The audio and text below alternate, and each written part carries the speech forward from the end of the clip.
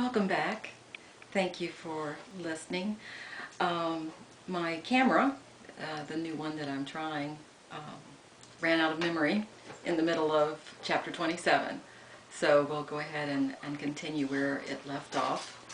And I'll get this figured out. So again, this is The Catholic Lady, and we're reading Great Line of God by Taylor Caldwell. And this is chapter 27, part 2. Just for those who are catching up, we're in the middle of Saul's nephew's explanation of what happened when he died. His words were now loud and tumultuous. The singing in the air increased, and I wanted to weep with joy. And my grandfather said to me, "Blessed is that man who dies in his youth and has not sinned, and who awaits here the return of the Messiah, who sits at the right hand of his Father. Blessed be his name." "What blasphemy is this?" cried Saul, truly appalled. "What is the meaning of your words, Amos ben Ezekiel?" "I do not know," said the boy with emphasis. "I only know what my grandfather said. But the words mean nothing. They are nonsense. For the Messiah has not yet left heaven, and he has not yet come unto man. Do you not understand this, Amos? Do you not understand the absurdity of your dream?" The boy repeated, "I only know what my grandfather said." "All dreams, but the dreams of holy men and the prophets, are ridiculous," said Saul. But the boy did not look away from him, and the soft contours of his cheeks had hardened, and he reflected his appearance of when he would be a man in truth. His brown eyes were no longer soft or dreaming. They were resolute and courageous. Saul sighed and shook his head slowly, and the boy waited. Finally he said, "And what is your next memory, Amos?" The boy did not answer for a moment or two. He was watching Saul with an incomprehensible expression. Then, in a slow and deliberate tone, as if expecting ridicule and preparing to combat it, he said, "I heard a voice. I had never heard that voice before. It was the voice of a man, and it filled the whole transparent air. And it was as if the mountains and the valleys and the river listened. And it said to me, 'I say unto you, Amos ben Ezekiel, arise.'" A chill unexpectedly seized Saul, and he fought it. He said, "I believe you, Amos, that you were not lying when you tell me of this dream. But you must tell me, what did your grandfather say when he heard that voice?" "He wept." "He wept?" "Yes. And he released my hand and walked with me to the river again. And again it narrowed, and he indicated to me that I must cross over and be on the other side. And I wept also, for I did not want to leave that place of peace and singing joy and my grandfather. But I knew I must obey that voice. But why I should obey it, I did not know. The voice had not commanded me to cross the river once more, but I knew that I had been commanded. So I leaped over the brook, and immediately it widened and was wide and running, and my grandfather waved farewell to me and turned and descended into the valley, and I saw him no more. I called him, but there was no answer and no singing. And where I stood it was dark. It became darker, and it was like night before my eyes, and my heart was filled with sorrow, and I had never known sorrow before. Then it was light again, but not the light I had seen. It was a dimmer light and a paler, and I saw that I lay on the floor of my bedroom." He looked over his shoulder at his mother and grandmother, who were hiding their tearful faces in their hands now. And my parents and my kinsmen and my brothers were on the floor with me, shedding tears and clasping my hand and kissing my cheek, and they were crying aloud, calling my name. His eyes fell away. A deep silence filled the room. Saul was moved again, but his anger was growing. He put his hand on the boy's shoulder. "And that was all, Amos? You saw no more?" "I saw him," said Amos. "I saw him before I looked at the faces of those who love me. He smiled at me, and he was sad, and it seemed regretful. His face was most beautiful, and he turned and left the room, and 2 or 3 strangers left with him. And I saw him no more, though I wished to implore him to remain." "Why did you wish him to remain?" The boy's face visibly darkened with pain. "I felt he was my life and my desiring, and it was a glory to gaze upon him. And when he left, it was as if the sun had retreated and everything was diminished." Saul now caught the boy's shoulders in both his hands, and he drew him abruptly to him. "Amos ben Ezekiel, you must listen to me, for your soul may depend upon it. The man you saw in your bedroom, that miserable Nazarene, is not unknown to me. He is a sorcerer, a fraud, a mountebank, a blasphemer, and he was executed for his crimes justly. And he had bewitched you in some archaic way before he even entered this house. I do not know the reason. I am only certain that that is what happened, perhaps to delude this house, which is an influential one, great in Israel. You must listen to my counsel. You must forget him. He never died, Amos.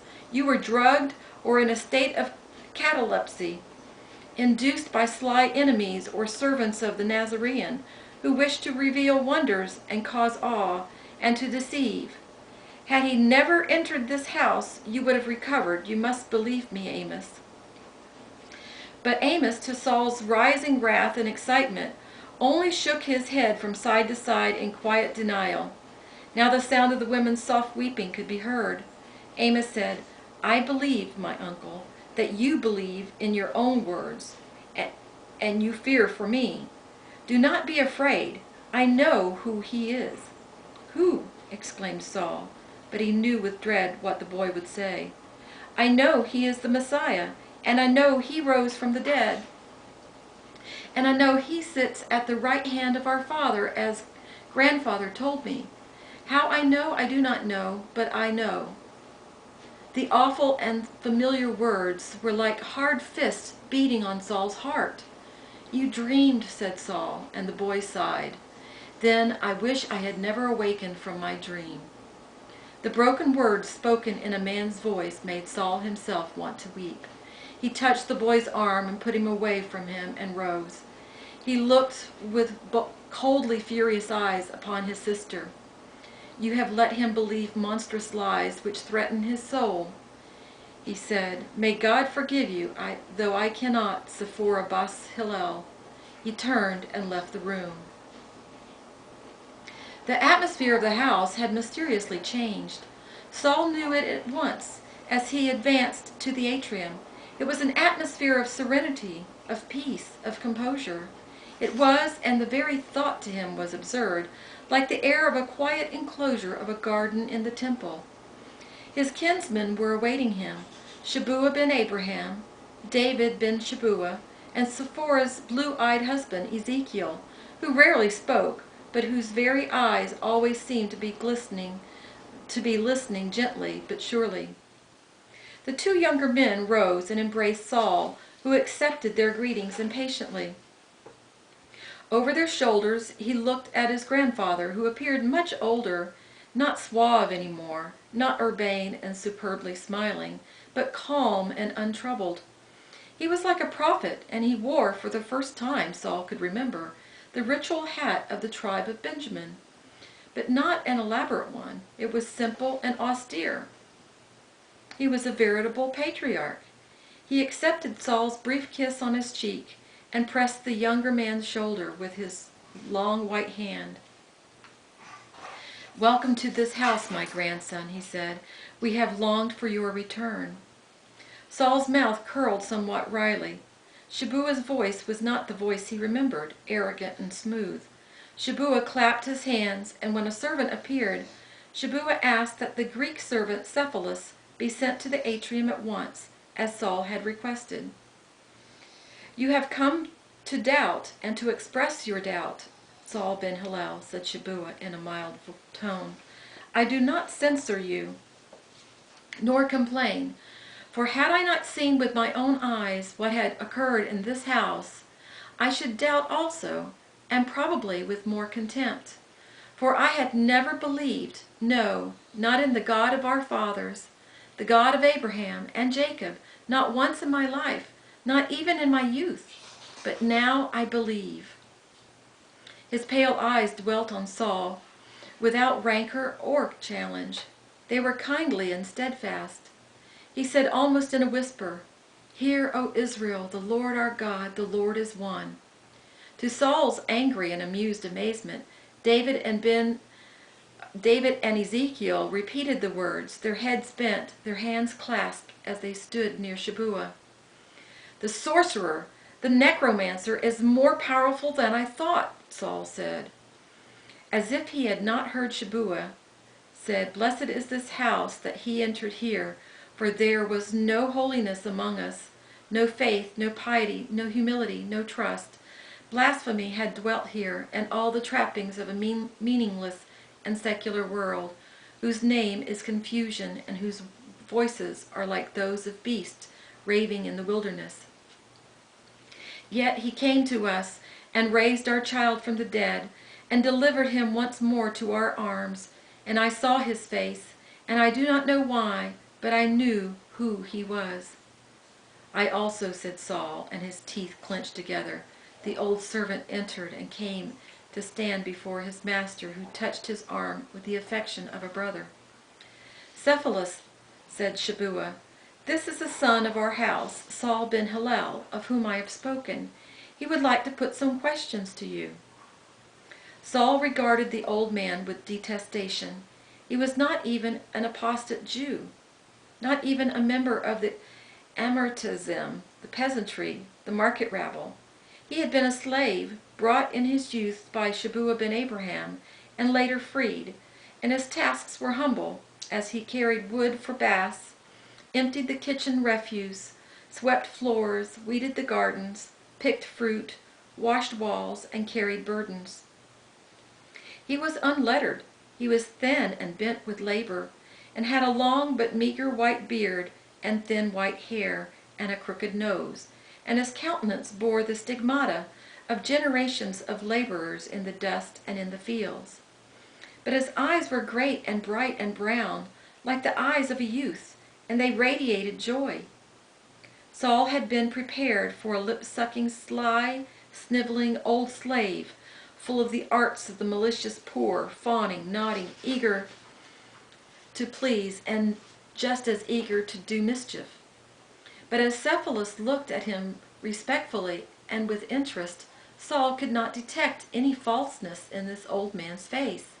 He had a curious dignity, in spite of his obviously undistinguished origin. He folded his hands and waited for Saul's questions, and there was no apprehension about him. It was plain to Saul that Cephalus was simple, and that he believed what he had decided to believe, without hypocrisy and falseness or a desire to be singular. Before he could speak, Shabuah said, "Cephalus, show my grandson your right hand." Cephalus immediately extended his right hand, wrinkled and worn, to Saul, showed him the back of it, and then the palm. Saul frowned. Shabuah said, "Cephalus came to us as a young man with a withered hand, twisted and gnarled and bent like a claw. He had had an evil master who, when Cephalus had been a child, punished him for some small crime by forcing his hand into a fire. I bought him out of pity when we were youths together, and he has been in this house ever since. You will observe, Saul, that the hand, though worn and veined and discolored like my own, is not maimed, but healthy and clean. His withered hand has been restored to its present conditions in the winking of an eye, by him the Romans call Jesus of Nazareth, but whom we know as Yeshua." Paul's face expressed his cold disbelief and distaste. He said, "This is a minor miracle, my grandfather, but it is well known that our wandering and holy rabbis frequently heal when implored for healing." "Speak, Cephalus," said Shabuah. The old man gave him a timid look and then faced Saul again. "Lord," he said to the young man, "I am not a Jew, but a Greek, and I knew nothing of these rabbis of whom you have spoken. I am not young. I have had reason to follow my fellows in my health has been failing for many years. I rarely left this house when I had known the only kindness in my life. I feared to leave it." He spoke in a trembling and feeble voice, and his Greek was unlettered and unrefined, the accents of a slave. But one day, one of the maidens in the servants' hall spoke of Jesus the Nazarene, and she is Greek also. And she related that it was said that he was the unknown God, worshipped by my people who await his coming. My hand, though all these years, had never ceased to pain me, and as my years advanced, the pain became stronger, and there were nights when I moaned, for I could not sleep. It was useless to me. I tottered through my days in weariness and agony, longing for death. And then I heard that Jesus the Nazarene was in Jerusalem again, before the Jewish Passover. And I said in my heart, I will follow him, and if he is the known God. Let me say that again. I will follow him, and if he is the unknown God, I will summon courage to touch his garment without his knowing, so that I should not offend his majesty by speaking to him. The old man paused, and a quick trembling ran over his face like the ripples of sunlit water, and his joys widened to a blazing of joy. There was a great crowd before him, shouting, "Blessed is he who comes in the name of the Lord! Hosanna!" And they were throwing palm branches before him and flowers, and the women were holding up their infants for him to gaze upon and bless. And he rose slowly among them, as an ass, a man in rude dress, but with the aspect of a king, of a Zeus, armed with lightnings. And his face was beautiful, and yet it was not the beauty we call that by name, for I have seen many such as he from Galilee, and of his complexion. I crept behind him at a distance, insinuating myself through the ranks of his followers, and the shouting and the laughing and the adoring crowds of men and women and children, and they were tossing blossoms in his path. Many rushed to kiss his hands, his feet, to look upon his face, and there were moments when that face became that of a father, loving, serious, grieved. And then I was behind him, in the footsteps of the little ass, and he rode, and I crept closer to him, and stretched out my withered hand, and touched his sleeve. A mere touch, a brushing of my crippled fingers. The sleeve was of rough brown linen, such as slaves and workmen and field laborers wear. The old man sighed, and now his eyes were tearful, for he was smiling in his rapture. Sorry, my dogs.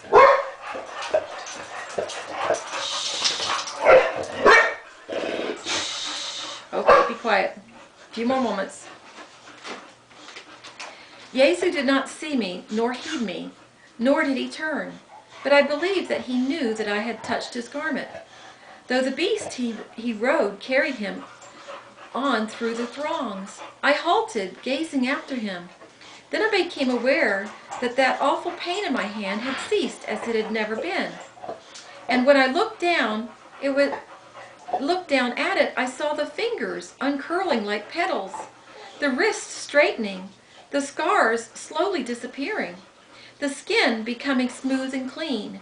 And I raised my arms in the air, and I gave thanks to the unknown God, unknown no longer, but among us in his mercy and compassion. And I wept, and others around me looked at me with wondering smiles, and doubtless thought that I was mad. "Hysteria," said Saul, and his complexion was colder and full of aversion. "Lord," said the old man. But Saul did not answer. After a moment the servant continued, "I blessed his name and adored him and prayed to him, though he was vanished. And then I returned to this house and showed the hand to the servants, and they marveled. One of the cooks is a Jew and a skeptical man, and he has known me for many years. When he heard my story, he said, 'Truly, this is the Holy One of Israel. Blessed be his name.' And the cook told me of the Messiah of the Jews, and I knew it was he." "Then," said Cephalus, his voice dropping, "the child Amos ben Ezekiel became ill to the point of death, and there was lamentation in the house. Soon it was said that he was dying, and when we heard in the hall that he was dead, the lovely child to whom I had spoken but once or twice, and had seen only from a distance since he was an infant, but we knew him to be fair and kind and virtuous, and we mourned. When I bethought myself of Jesu of Nazareth, I do not know what seized my mind. It was like a sure madness, a vehemence, a passion, and I could not explain it. But I ran from the house and sought him, and he was entering the temple with his followers. And I rushed upon him, crying, Lord, Holy One of Israel, a child is dead in my master's house, and only you can restore him. Cephalus took his hand in dazed wonder. Cephalus shook his head in dazed wonder. I am not a man of courage, of impulse, of exuberant youth, a man of enthusiasm. Had I been told a few days before, I would have thrown myself from this house, racing like a boy for a stranger to implore him. I would have said that the very thought was madness. Yet I did this.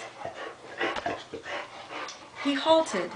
His followers rebuked me, saying, Why do you disturb and halt the master slave? Begone, lest we drive you away.